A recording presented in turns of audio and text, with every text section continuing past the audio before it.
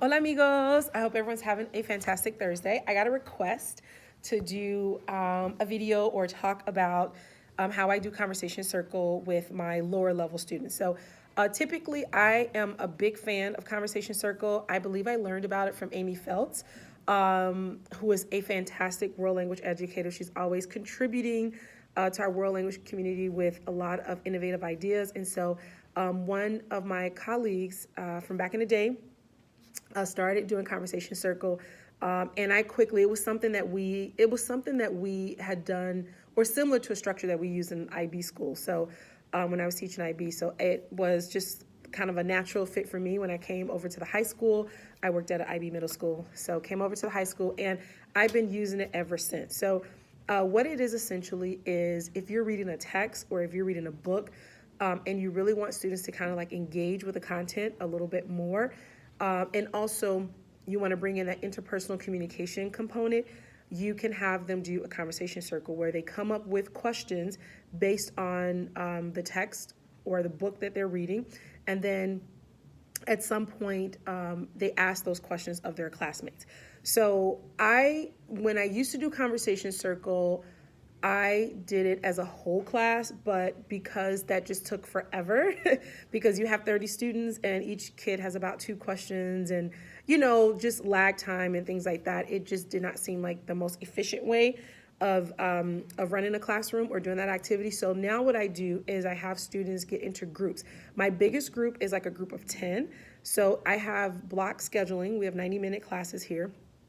And sometimes I'll take out, I'll give students, so I have 30 kids and I'll divide the class into 3 sections. So I'll take 10 students for 30 minutes and then another 10 students, another 10 students. And then we just go right outside the class.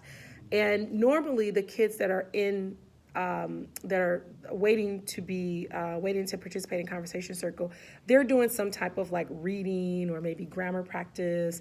So it's kind of like a nice little rotational flow that we have going. And what they do is they come up with questions, again, based on the text. So for my level 1, I've done it with my my level 1 novel, La Clase de Confesiones.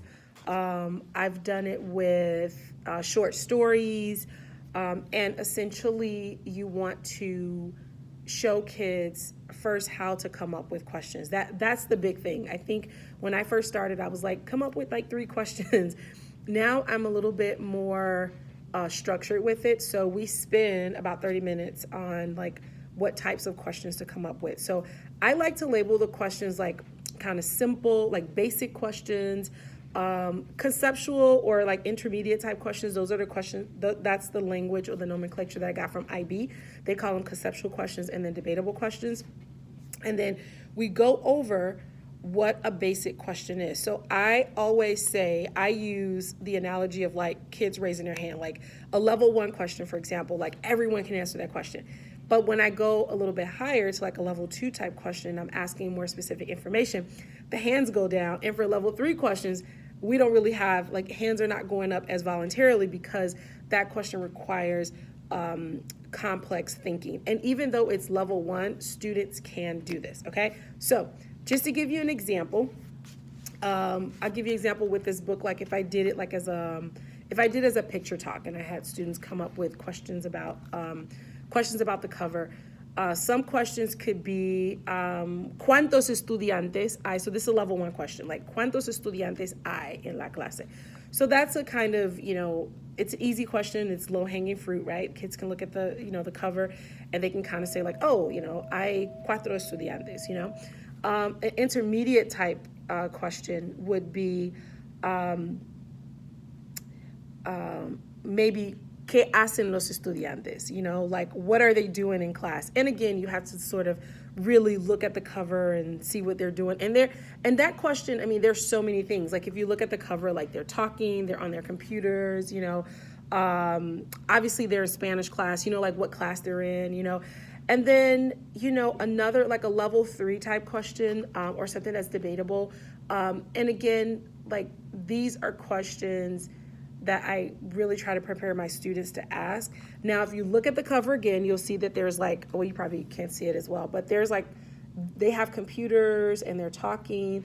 So I could ask a question or have them structure a question about technology in the classroom, like, should we use technology in the classroom? Or like, es importante tener una computadora en la clase, or es importante tener los celulares en la clase, deben los estudiantes hablar mucho en la clase. So questions like that. Another question that I got when we did this book, which I thought was really good, I consider it like a level 3 question. One student asked if, after reading the book, their question was, could the main character, Carlos, be a student at our school? And again, it was debatable because, some students answered the question. They said, sí, yes, he could be a student here because he likes looking at girls in class, right? Other students said, no, he couldn't be a student because he doesn't like to do homework. So that's kind of like the gist of it. You want them to really engage with the text. You want them to learn just the art of asking questions. And I think for me, like, the funnest part of this is having them ask each other and answer each other's questions. So that's also key. The other thing that I forgot to mention is, as I'm teaching them how to come up with these questions, I give them a list of questions, and then we do what I call a leveling activity. So they identify which question kind of belongs in which band, right? Is this a level 1 type question, level 2, level 3? And those levels are levels of difficulty. So they're not like tied to, this is a level 2, like Spanish 2, just level of difficulty type questions. And then we talk about why those questions are correlated to those bands. So they'll say, well, it's a level 1 question because, the information is right there. It's like, what time is the class, right? Like, you don't have to do any like heavy cognitive lifting with that type of question. So I hope this is helpful.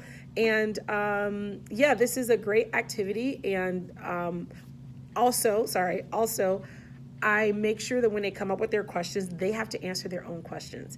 But I don't tell them that in the beginning, okay? Because if you tell them in the beginning, they're going to come up with easy questions.